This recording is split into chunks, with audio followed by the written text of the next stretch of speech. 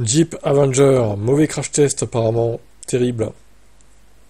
Le OneCap vient de publier un nouveau résultat de crash test. Les Ford Explorer, Xpeng G6 et Audi Q6 Citroën et Avenger Jeep viennent d'avoir le droit à leur examen. Mais le Jeep s'est pas fait remarquer de bonne manière, apparemment. 3 étoiles, c'est pas terrible, hein. Sur 5 du coup.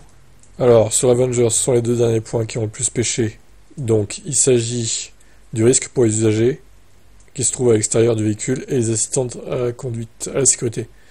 Le véhicule n'est vraisemblablement pas bien adapté pour assurer la sécurité des piétons et des cyclistes. Sur ce point, la petite Jeep a obtenu le score de 59%, tandis que l'Audi Q6 Citroën est à 81%. Mais c'est encore pire pour l'assistance à la sécurité. Sur ce critère électrique n'obtient que 53%. 2 points posent particulièrement problème, l'approche d'une voiture traversant un carrefour et le fait d'approcher une voiture de face. Ok. Plus inquiétant, le Avenger a obtenu 79% pour la sécurité des adultes. Le critère principal, un score bien en dessous des standards. Pareil pour la sécurité des enfants avec 79%.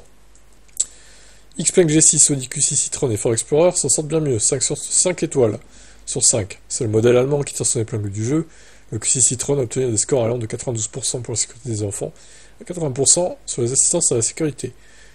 G6 et Explorer obtiennent quasiment les mêmes notes.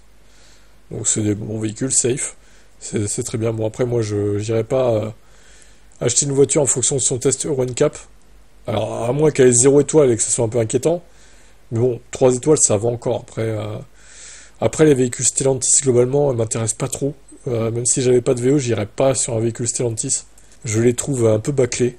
Et le fait que ça soit multi-énergie, bah, ça fait qu'au final, ils sont pas hyper efficients, quoi. Il y a pas mal de bugs et de ratés, je trouve. Donc les Stellantis électriques, puis surtout l'autonomie, aussi, ils ont fait un effort avec 73 kWh maintenant. Heureusement qu'ils ont plus leurs 50 kWh qui traînaient là depuis des années et des années. Mais bon, je les trouve assez moyens. C'est pour pas dire médiocre non plus, mais voilà, c'est pas foufou quoi. Je préfère encore les Renault à la limite électriques. Quel est votre avis ?